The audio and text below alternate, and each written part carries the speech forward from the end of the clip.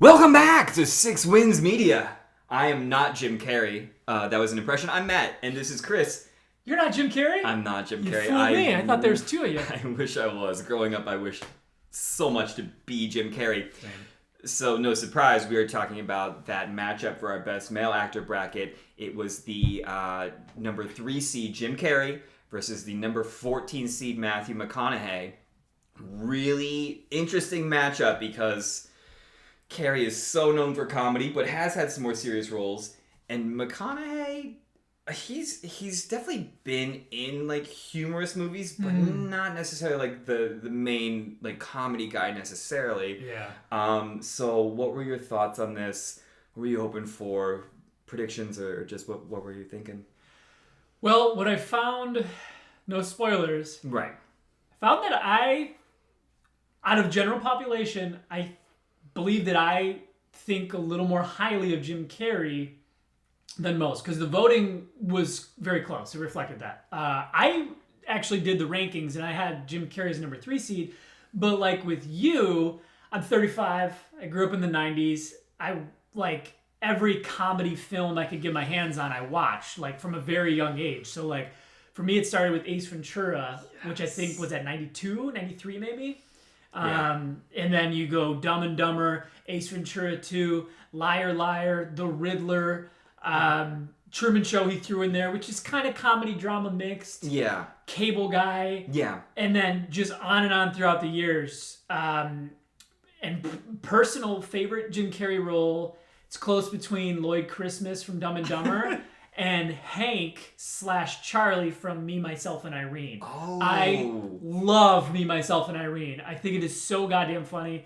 I think he had gone maybe a few years without like a really classic comedy. And then he came with Me, Myself, and Irene. I'm like, oh, Carrey's back. Yeah. Then kind of dabbled a little artsy with, Eternal Sunshine. And then he did that 13th Floor. It wasn't 13th Floor. The number 23. Number 23. Yeah. So he dabbled a little bit, and then he came back. I thought his best comedy film in a while was Yes Man. I really actually enjoyed Yes Man.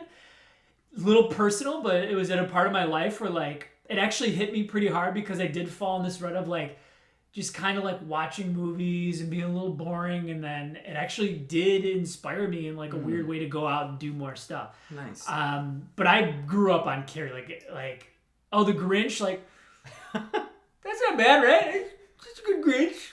It's either a Grinch or like Jack Nicholson's Joker. Oh yeah, there you go. And I'll end on this thought. I can't tell you how many days of school I was late for because I was making Jim Carrey faces in the mirror. Like, and my parents will attest to this. They always had to be like, Chris, get the bus is coming, get on the, and I almost missed the bus so many times because I was just in the like brushing my teeth like. Just doing the silly faces. Yeah. Because he's the man. So give us your best face, your best Jim Carrey line. What's the one you go with? Oh, alrighty then. Absolutely, yeah.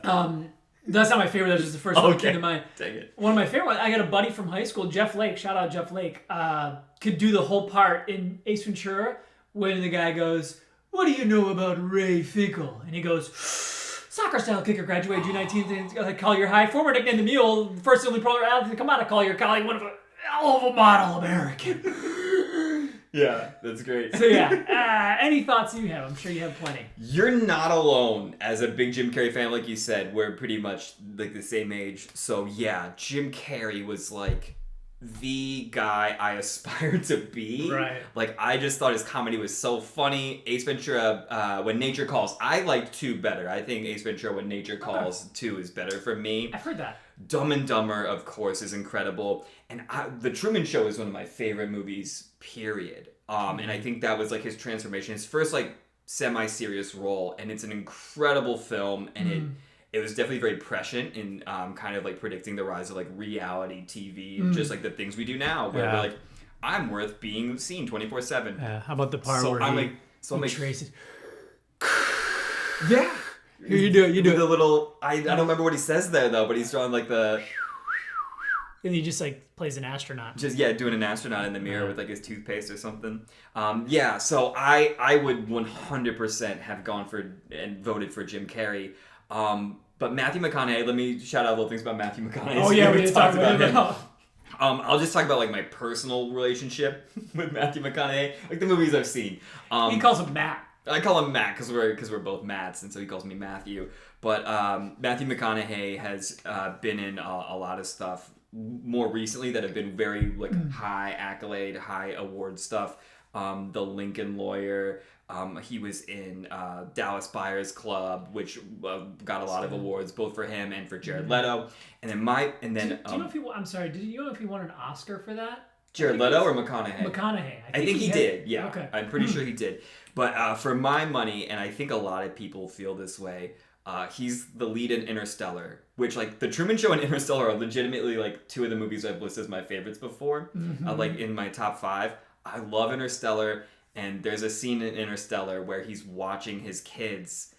The last time he saw them is like when he leaves them and they're young, and he's like on the spaceship, and it's like 20 years later, even though it's only been like a year for them, and his daughter's grown up, and his son is grown up, Casey Affleck, and he's just sobbing, and you can't watch it and not. It's an incredible performance. Dude, it's amazing. I thought you were going to talk about the one where he's watching through the books. Remember through the bookshelf? Oh, yeah, at the end, yeah. Yeah, but to touch on that, I remember I left the theater, Interstellar. I think I went and saw it by myself, and I think I tweeted or I posted on Facebook, Interstellar was the best movie I've ever seen in my entire life, and it's not even close. That's how I felt leaving Interstellar. I was like, how? Yeah. How did they do that? Really awesome.